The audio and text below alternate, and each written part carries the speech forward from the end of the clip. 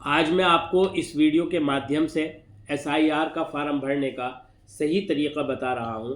मैं इस वीडियो के माध्यम से सबसे पहले उन मतदाताओं के एसआईआर का फार्म भरने का सही तरीका बता रहा हूं जिनका 2003 की वोटर लिस्ट में खुद का नाम है।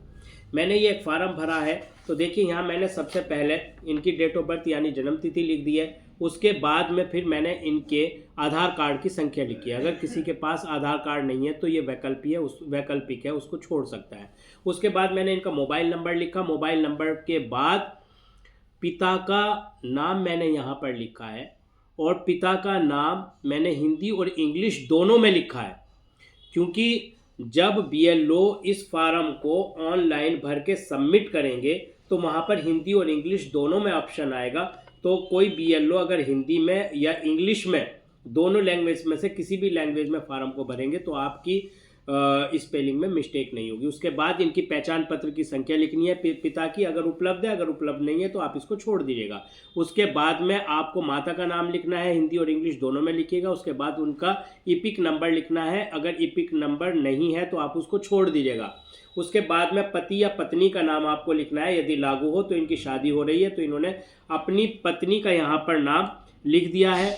उसके बाद पति पत्नी का नाम भी आप इंग्लिश और हिंदी दोनों में लिखिएगा। नीचे आप उनका ईपिक नंबर यदि उपलब्ध है तो आप लिख दीजिएगा। इनकी 2003 में खुद की वोट है तो इनको ये वाला कॉलम भरना है, ये कॉलम खाली छोड़ देना है। वोटर लिस्ट में अगर नाम में ज़रा भी फ़र्क है तो आप फ़र्क के साथ ही यहाँ पर नाम लिखेंगे। उसके बाद ईपिक संख्या लिखेंगे। ईपिक संख्या के बाद उन संबंधी के नाम में उनके पिता का नाम लिखेंगे। यहाँ पर पिता का नाम मैंने लिख दिया, संबंध में लिख दिया पिता। उसके बाद आप ज़िले का नाम लिखेंगे। इनकी चूँकि मेरठ ज़िला पड़ता है और मेरठ ज़िले की सरधना विधानसभा में इनका नाम है, तो मैंने यहाँ उत्तर प्रदेश और यहाँ सरधना विधानसभा में सरधना लिख दिया। विधानसभा क्षेत्र की संख्या क्या है, 379 यानी 379 है, वो लिख दिया।